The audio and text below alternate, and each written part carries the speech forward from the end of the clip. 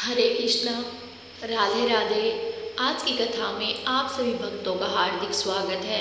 भगवान श्री कृष्ण आपकी समस्त मनोकामनाओं को पूर्ण करें। आज है 14 मई 2026, दिन है गुरुवार और आज आप सुनेंगे ज्येष्ठ मास की कथा का 13वां अध्याय। इससे पहले के सभी अध्याय सुनने के लिए आप सभी भक्तों का आभार। और अब भगवान श्री कृष्ण का ध्यान करके आज की पावन कथा का प्रारंभ करते हैं। भगवान श्री विष्णु कहते हैं, धर्मात्मा कुंजल ने अपने चौथे पुत्र कपिजल को पुकार कर बड़ी प्रसन्नता के साथ कहा, बेटा तुम मेरे सबसे उत्तम पुत्र हो।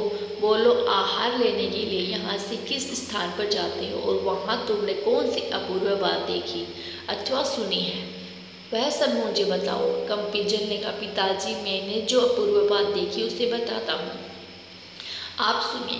कैलाश पर्वत सब पर्वतों में श्रेष्ठ है। उसकी कान चंद्रमा के समान श्वेत है। वह नाना प्रकार की धातुओं से व्याप्त है। भांति भांति के वृक्ष उसकी शोभा बढ़ाते हैं। गंगा जी का शुभ्र एवं पावन जल सब ओर से उस पर्वत को नहलाता रहता है। वहाँ से सहस्त्रों विख्यात नदियों का प्रादुर्भाव हुआ है।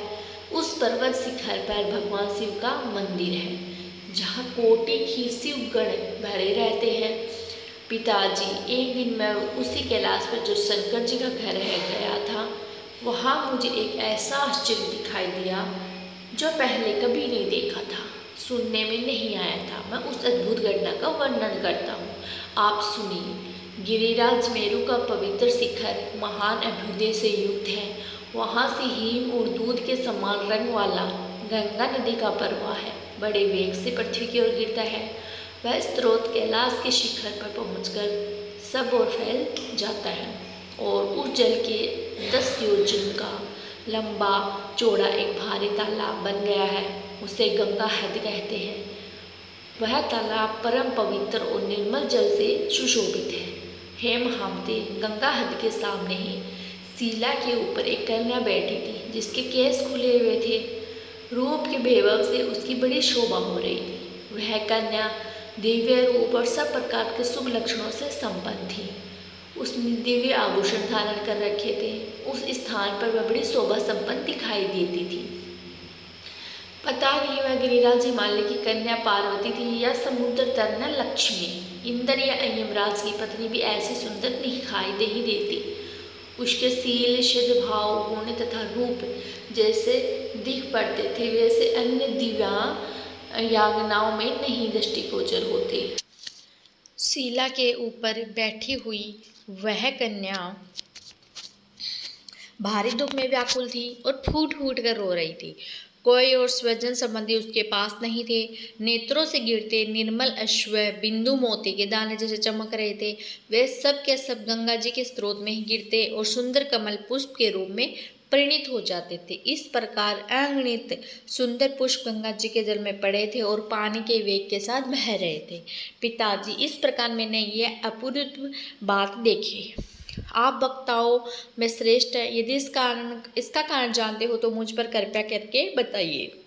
गंगा जी के मुहाने पर जो सुंदर स्त्री रो रही थी, उसके नेत्रों से गिरे हुए आंसू सुंदर कमल के पुष्प बन जाते थे। वह कौन थी? यदि मैं आपका प्रिय हूँ तो मुझे सारा रहस्य बताइए। कुंजल बोला, बेटा बता रहा हूँ, सुनो। यह देवताओं का रचा हुआ वृत्तांत है। इसमें महात्मा श्री विष्णु के चरित्र का वर्णन है, जो सब पापों का नाश करने वाला है।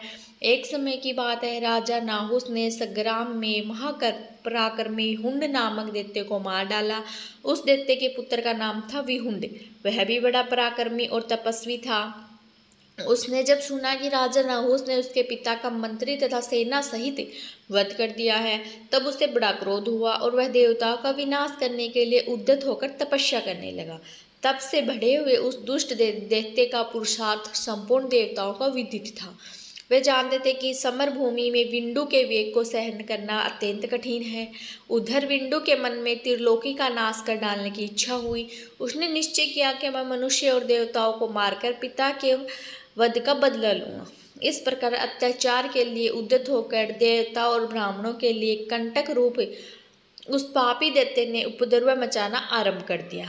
समस्त प्रजा को भी पीड़ा देने लगा। उसके तेज से संतप्त होकर इंद्र आदि देवता परम तेजस्वी देवादिदेव भगवान श्री विष्णु की शरण में गए और बोले, हे भगवान, विहंड के महान भय से आप हमारी रक्षा करें।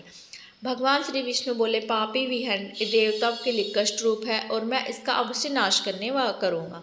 देवताओं से यूँ कहकर भगवान श्री विष्णु ने माया को प्रेरित किया और संपूर्ण विश्व को मोहित करने वाली महाभागा विष्णु माया ने विहुंड का वध करने के लिए रूप और लावण्य से सुशोभित तरुण स्त्री का रूप धारण किया। वही नंदन वन में जाकर तपस्या करने लगी। इसी समय दैत्यराज वरुण देवताओं को वध करने के लिए दिव्य मार्ग में चला और नंदन वन में पहुंचने पर उसकी दृष्टि तपस्विनी माया पर पड़ी। वह इस बात को जान ही नहीं सका कि वह मेरा ही नाश करने के लिए उत्पन्न हुई है। यह सुंदरी स्त्री काल रूपा है। यह बात उसकी समझ में नहीं आई। माया का शरीर तपाए हुए सुरवण के समान दमक रहा था। रूप का भेवा उसकी शोभा बढ़ा रहा था। पापात्मा बेहुंड उस सुंदर स्त्री को देखते ही लुभ गया और बोला, भद्देरे, तुम कौन हो? कौन हो? तुम्हारे शरीर का मध्य भाग बड़ा सुंदर है। तुम मेरे वे चित्त को मत्थे डालती हो। सम्मुखे मुझे संगम प्रदान करो और कामजनित वेदना से मेरी रक्षा करो। हे देवेश्वरी, अपने समागम के बदले इस समय तुम जिस वस्तु की इच्छा करो वह सब तुम देने को तैयार हूँ। माया बोली, हे दानव, यदि तुम मेरा ही उपभोग करना चाहते हो तो 7 करोड़ कमल के फूलों से भगवान शंकर की पूजा करो। वे फूल कामदेव से उत्पन्न दिव्य सुगंधित और देव दुर्लभ होने चाहिए। उन्हें फूलों की सुंदर माला बनाकर मेरे कंठ में पहनाओ, तभी मैं तुम्हारा प्रिय भार्या बनूंगी। विंडो ने कहा, हे देवी, मैं ऐसा ही करूँगा। तुम्हारा मांगा हुआ भर तुम्हें दे रहा हूँ। यह कहकर दैत्यराज विंड जितने भी दिव्य पवित्र वन थे उनमें विचरण करने लगे। उनके चित्त पर काम का आवेश छा रहा था। बहुत खोजने पर भी उसे कामोद नामक वृक्ष दिखाई नहीं दिया। वह स्वयं ही दूर उधर जाकर पूछताछ करता रहा, किंतु सर्वत्र लोगों में उसे यही उत्तर मिलता है कि यह कामोद वृक्ष नहीं है। दुष्टात्मा विहुंड उस वृक्ष का पता लगाता हुआ शुक्राचार्य के पास गया और भक्ति पूर्वक मस्तक झुकाकर पूछने लगा, हे ब्राह्मण, मुझ फूलों से लदे सुंदर कामोद वृक्ष का पता बताइए। शुक्राचार्य जी बोले, दानव, कामोद नामक कोई वृक्ष नहीं है। कामोद तो एक स्त्री का नाम है। वह जब किसी प्रसंग से अत्यंत हर्ष में भरकर हंसती है तब उसके मनोहर हास्य से सुगंधित श्रेष्ठ दिव्य कामोद पुष्प उत्पन्न होते हैं। उनका रंग अत्यंत पीला होता है तथा वे दिव्य गंध से युक्त होते हैं और उनमें से एक फूल के द्वारा जो भी भगवान शंकर की पूजा करता है उसकी बड़ी से बड़ी कामना को भी भगवान विष्णु पूर्ण करते हैं। कामोद के रोदन से वे वैसे ही सुंदर फूल उत्पन्न होते हैं, किंतु उसमें सुगंध नहीं होती, अतः उनका स्पर्श नहीं करना चाहिए। शुक्राचार्य की बात सुनकर विंडो ने पूछा, हे मृगनंदन, कामोदा कहाँ रहती है? तो शुक्राचार्य जी बोले, संपूर्ण पातकों का शोधन करने वाले परम पावन गंगा द्वारादान हरिद्वार नामक तीर्थ के पास कामोद नामक पुर है, जो विश्व विश्वकर्मा जी ने बनाया था। उस कामोद नागर में दिव्य भोगों से विभूषित एक सुंदर स्त्री रहती है, जो संपूर्ण देवताओं में पूजित है। वह भांति भांति के आभूषणों से अत्यंत सुशोभित जान पड़ती है। तुम वहीं चले जाओ और उस युवती की पूजा करो, साथ ही किसी पवित्र उपाय का अवलंबन करके उसे हंसाओ। यह कहकर शुक्राचार्य जी चुप हो गए और वह महातेजस्वी दानव अपना कार्य सिद्ध करने के लिए उद्यत हुआ। किज्जन ने पूछा, हे पिताजी, कामोद की हास्य जो पवित्र दिव्य सुगंध से युक्त और देवता तथा दानवों के लिए दुर्लभ सुंदर फूल उत्पन्न होते हैं, उन्हें संपूर्ण देवता क्यों चाहते हैं? उस हास्य जनित फूलों से पूजित होने पर भगवान शंकर क्यों संतुष्ट होते हैं? उस फूल का क्या गुण है? कामोदा कौन है और वह किसकी पुत्री है? कुंजल बोला, यह पूर्व काल की बात है। देवताओं और बड़े बड़े देवताओं ने अमृत के लिए परस्पर उत्तम सौहार्द स्थापित करके उद्यम पूर्वक क्षर सागर का मंथन किया। देवता और दैत्य के मथने से 4 कन्याएं प्रकट हुई। फिर कलश में रखा हुआ पुण्यमय अमृत दिखाई पड़ता है। उपयुक्त कन्याओं में से एक का नाम लक्ष्मी था, दूसरे का नाम वारुणी, तीसरे का नाम था कामोदा और चौथे का नाम था ज्येष्ठा। कामोदा अमृत की लहर से प्रकट हुई थी। वह भविष्य में भगवान श्री विष्णु की प्रसन्नता के लिए वृक्ष रूप धारण करेगी और सदा ही श्री विष्णु को आनंद देने वाली होगी। वृक्ष रूप में वह परम पवित्र तुलसी के नाम से विख्यात होगी और उसके साथ श्री भगवान जगन्नाथ जी सदा ही श्रमण करेंगे। जो तुलसी का एक पत्ता भी ले जाकर श्री कृष्ण भगवान को अर्पित करेगा उसका भगवान बड़ा उपकार मानेंगे और मैं इससे क्या दे डालूं यह सोचते हुए वे ऊपर बहुत प्रसन्न होंगे। इस प्रकार पूर्वोत्तर के नाम से जो कामोद नाम से प्रसिद्ध देवी है, वह जब हर्ष से गदगद होकर हंसती है और बोलती है, तब उसके मुख से सुनहरे रंग के सुगंधित फूल झड़ते हैं। वे फूल बड़े सुंदर होते हैं, कभी कोमलाते नहीं हैं। तो उन फूलों का बलपूर्वक संग्रह करके उनके द्वारा भगवान शंकर, भगवान ब्रह्मा तथा विष्णु जी की पूजा करता है। इससे ऊपर सब देवता बड़े संतुष्ट होते हैं और वह जो चाहता है वही उसे अर्पण करते हैं। इस प्रकार जब कामोदा किसी दुख में दुखी होकर रोने लगती, तब उसकी आंखों से आंसू से भी फूल पैदा हो और वे झड़ते हैं। हे महाभागा, वे फूल भी देखने में बड़े मनोहर होते हैं, किंतु उनमें सुगंध नहीं होती, और वैसे फूलों से जो भगवान शंकर का पूजन करता है उसे दुख और संताप होता है। जो परम पापात्मा एक बार भी इस तरह के फूलों से देवताओं की पूजा करता है, उसे भी निश्चय ही दुख देते हैं। भगवान की श्री विष्णु ने पापी विहुंड के पराक्रम और दुस्साहस पर दृष्टि डालकर देवर्षि नारद को उसके पास भेजा। उस समय वह दुरात्मा दानव कामुदा के पास जा रहा था। नारद जी उसके समीप जाकर हंसते हुए बोले, हे दैत्यराज, कहाँ जा रहे हो? इस समय तुम बड़े उतावले और व्यग्र जान पड़ते हो। विहुण ने ब्रह्म कुमार नारद जी को हाथ जोड़कर प्रणाम किया और कहा, हे द्विज श्रेष्ठ, मैं कामोद पुष्प के लिए चला हूँ। यह सुनकर नारद जी ने कहा, दैत्य, तुम कामोद नामक श्रेष्ठ नगर में कदापि नहीं जाना, क्योंकि वह संपूर्ण देवताओं को विजय दिलाने वाले परम बुद्धिमानी भगवान श्री विष्णु रहते हैं। हे दानव, जिस उपाय से कामोद नामक फूल तुम्हारे साथ हाथ लग सकते हैं, वह मैं तुम्हें बता रहा हूँ। तुम ध्यानपूर्वक सुनो। वे दिव्य पुष्प गंगा जी के जल में गिरेंगे और प्रवाह के पावन जल के साथ बहते हुए तुम्हारे पास आ जाएंगे। वे देखने में बड़े सुंदर होंगे। तुम्हें उन पानी निकालना लाना है और उस प्रकार उन फूलों का संग्रह करके अपना मनोरथ सिद्ध करो। दानव श्रेष्ठ विष्णु ने यह कहकर महात्मा नारद जी कामोद नगर की ओर चल दिए। जाते जाते उन्हें ये दिव्य नगर दिखाई दिया। उस नगर में प्रवेश करके वे कामुदा के घर गए, उससे मिले। कामुदा ने स्वागत दादी के द्वारा मुनि को प्रसन्न किया और मीठे वचनों से कुशल समाचार पूछा। तब महर्षि नारद जी ने कामोदा के दिए हुए दिव्य सिंहासन पर बैठकर उससे पूछा, भगवान श्री विष्णु के तेल से प्रकट हुई कल्याणमयी, हे देवी, तुम यहाँ सुख से रहती हो ना? किसी तरह का कष्ट तो नहीं है? कामोदा बोले, हे महाभाग, मैं आप जैसे महात्माओं तथा भगवान श्री विष्णु की कृपा से सुखपूर्वक जीवन व्यतीत कर रही हूँ। इस समय आपसे कुछ प्रश्नोत्तर करने का कारण उपस्थित हुआ है। आप मेरे प्रश्न का समाधान कीजिए। हे मुनि, सोते समय मैंने एक दारुण स्वप्न देखा। मानो किसी ने मेरे सामने जाकर कहा, मैं अव्यक्त स्वरूप भगवान ऋषिकेश संसार में जाएंगे, वहाँ जन्म ग्रहण करेंगे। हे महात्मे, ऐसा स्वप्न देखने का क्या कारण है? आप ज्ञानवानों में श्रेष्ठ है, कृपया बताइए। नारद जी ने कहा, हे भद्रे, मनुष्य जो स्वप्न में देखते हैं वह 3 प्रकार का होता है, वातिक अर्थात वातक, पेतिक अर्थात पित्तज और कंपज। हे सुंदर, देवताओं को ना नींद आती है ना स्वप्न। मनुष्य शुभ और अशुभ नाना प्रकार के स्वप्न देखते हैं। वे सभी स्वप्न कर्म से प्रेरित होकर दृष्टि पथ में आते हैं। पर्वत तथा ऊंचे नाना प्रकार के दुर्गम स्थानों का दर्शन होना वातिक संपन्न है। अब कपादिक के कारण दिखाई देने वाले संपन्न बता रहा हूँ, तुम ध्यानपूर्वक सुनो। जल, नदी, तालाब तथा पानी के विभिन्न स्थान पर यह सब कपद संपन्न के अंतर्गत है। हे देवी, अग्नि तथा बहु से उत्तम श्रवण का जो सुदर्शन होता है, उसे पैतृक संपन्न समझो। अब मैं भावी अर्थात भविष्य में तुरंत फल देने वाले स्वप्न का वर्णन करता हूँ। प्रातःकाल जो कर्म प्रेरित शुभ या अशुभ स्वप्न दिखाई देता है, वह कर्म से लाभ और हानि को व्यक्त करने वाला है। हे सुंदरी, इस प्रकार मैंने तुम्हें स्वप्न की अवस्थाएं बताई। भगवान श्री विष्णु के संबंध में यह बात अवश्य होने वाली है, इस कारण तुम्हें स्वप्न दिखाई दिया। कामोता बोली, नारद जी, संपूर्ण देवता भी जिनका अंत नहीं जानते, उन्हें भी जिनके स्वरूप का ज्ञान नहीं है, इनमें संपूर्ण विश्व का लय होता है, जिन्हें विषात्मा कहते हैं, और सारा संसार जिनकी माया से मुग्ध हो रहा है, वे मेरे स्वामी जगदीश्वर श्री विष्णु संसार में क्यों जन्म ले रहे हैं? नारद जी ने कहा, हे देवी, इसका कारण सुनो। महर्षि भृगु के श्राप से भगवान संसार में अवतार लेने वाले हैं और यही बात बताने के लिए उन्होंने मुझे तुम्हारे पास भेजा है, इसलिए तुम्हें दुख का दर्शन हुआ है। कुंजन ने अपने पुत्र किंजल से कहा, बेटा, यूं कहकर नारद जी ब्रह्मलोक को चले गए। उस समय कामोदा भगवान के दुख से दुखी हो गई और गंगा जी के तट पर जल के समय बैठकर बारंबार हाहाकार करती हुई करुण स्वर से विलाप करने लगी। वह अपने नेत्रों से जो दुख की आंसू बहाती थी, वे गंगा जी के जल में गिरते थे और पानी में पड़ते ही वह पुनः पद्म विष्णु पुष्प के रूप में प्रकट होते और धारा के साथ बह जाते। दानव श्रेष्ठ विहंग भगवान श्री विष्णु की माया से मोहित था। उसने उन फूलों को देखा, किंतु महर्षि शुक्राचार्य को बताने पर भी वह इस बात को न जान सका कि ये दुख के आंसुओं से उत्पन्न पुष्प है, और उन्हें देखकर वह असुर हर्ष से भर गया। उन सबको जल से निकाल लाया और फिर वह उन खिले हुए पद्म पुष्पों से गिरिराज पुत्र की पति की पूजा करने लगा। भगवान विष्णु उनकी माया से उनके मन को हर लिया तथा विवेक शून्य होकर उस दैत्य राज ने 7 करोड़ पुष्पों से भगवान शिव का पूजन किया। यह देखकर जगत माना पार्वती को बड़ा क्रोध हुआ। उन्हें शंकर जी से कहा, हे नाथ, इस दुर्बुद्धि दानव का कुकर्म तो देखिए, यह शोक से उत्पन्न पुष्पों को द्वारा आपका पूजन कर रहा है। इसे दुख और संताप ही मिलेगा, यह सुख पाने का अधिकारी नहीं। भगवान शिव बोले, हे भद्रे, तुम सच कहती हो। इस पापी ने सत्यपूर्ण उद्योग को पहले ही छोड़ रखा है। इसकी चेतना काम में आकुल है।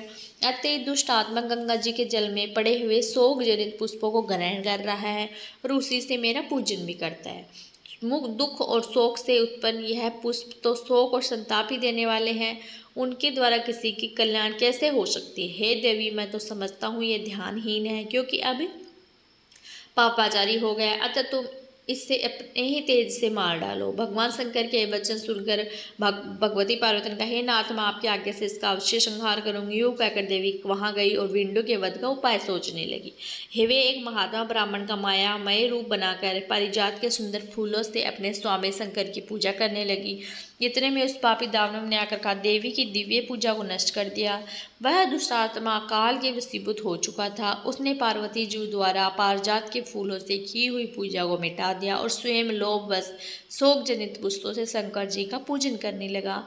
उस समय उस दुष्ट के नेत्रों में आंसू की अविरल बूंदें निकलकर शिवलिंग के मस्तक पर पड़ रही थी। यह देखकर देवी ने ब्राह्मण के रूप में ही पूछा, आप कौन है जो शोकाकुल चित्त से भगवान शिव की पूजा कर रहे हैं? ये शोक जनित अपवित्र आंसू भगवान के मस्तक पर पड़ रहे हैं। आप ऐसा क्यों करते हैं? मुझे इसका कारण बताइए। तब विडु बोला, हे ब्राह्मण, कुछ दिन हुए मैंने एक सुंदर स्त्री देखी जो सब प्रकार की सौभाग्य संपदा से युक्त और समस्त शुभ लक्षणों से संपन्न थी।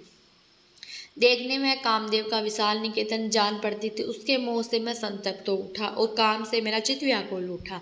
जब मैंने उसे समागम की प्रार्थना की तब वह बोली, कामदेव कामोद के फूलों से भगवान शंकर की पूजा करो तथा उन्हीं फूलों से माला बनाकर मेरे कंठ में पहनाओ।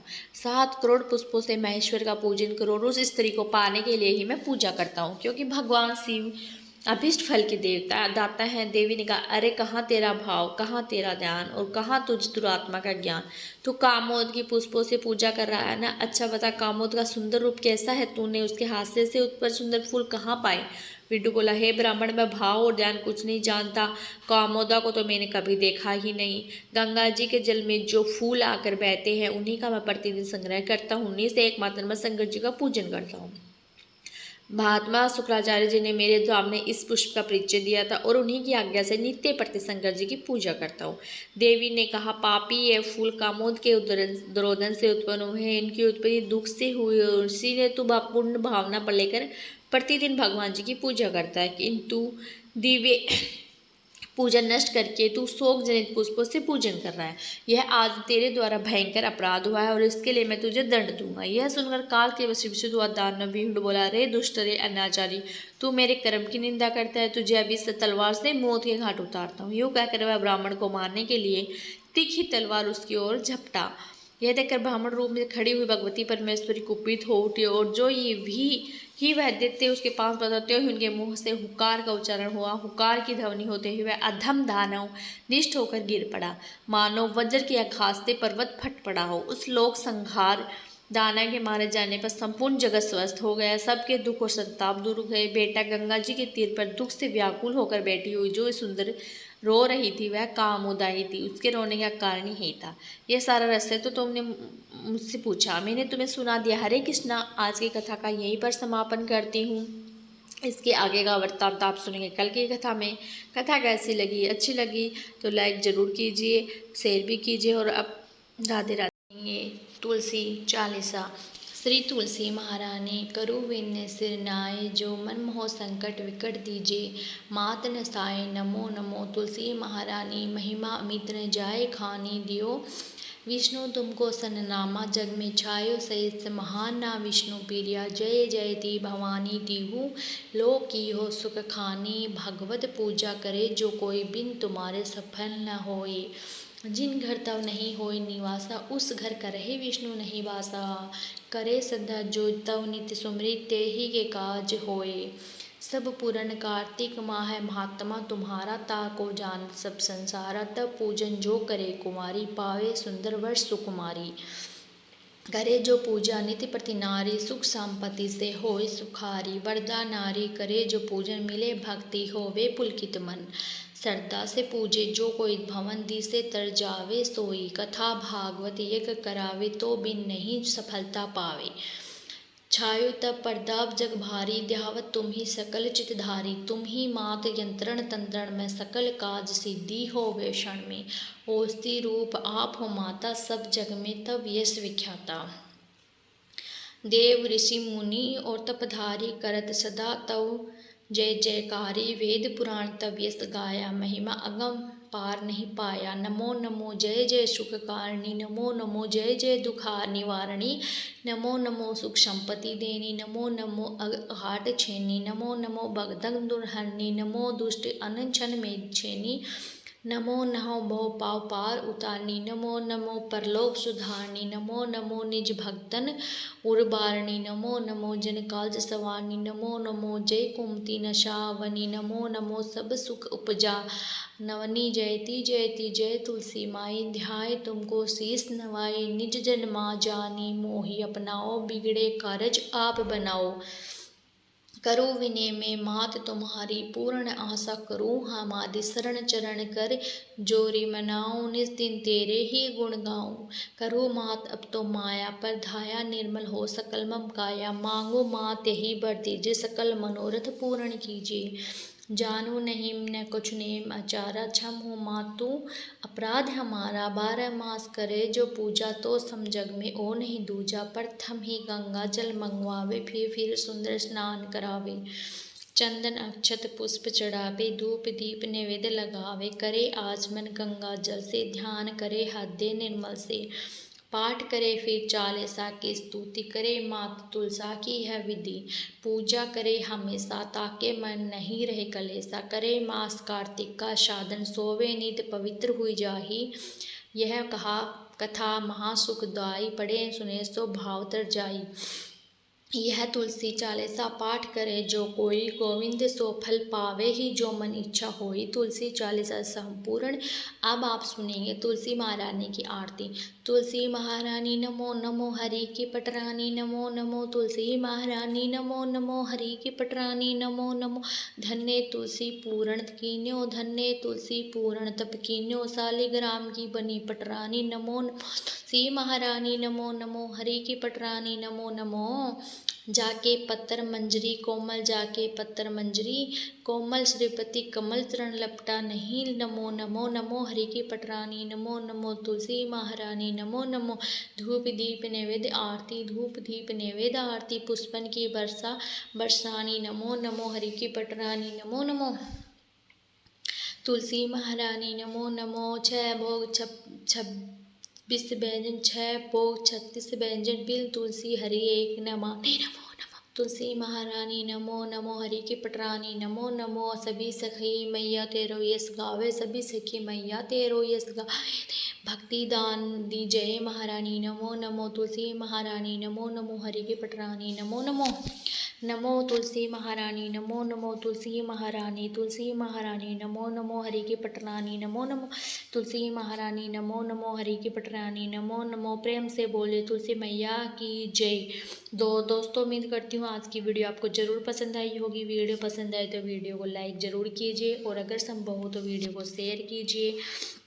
चैनल पर पहली बार आए हैं तो आपने चैनल को सब्सक्राइब नहीं किया, तो आज की वीडियो अगर आपको अच्छी लगी हो तो आप चैनल सब्सक्राइब करें, बेल आइकन को ज़रूर प्रेस करें। इससे होगा चैनल पर जो भी नई वीडियो अपलोड होगी उसका नोटिफिकेशन आपको सही समय पर प्राप्त होगा। मिलती हूँ आपसे अगली वीडियो में, तब तक के लिए राधे राधे, जय श्री कृष्ण।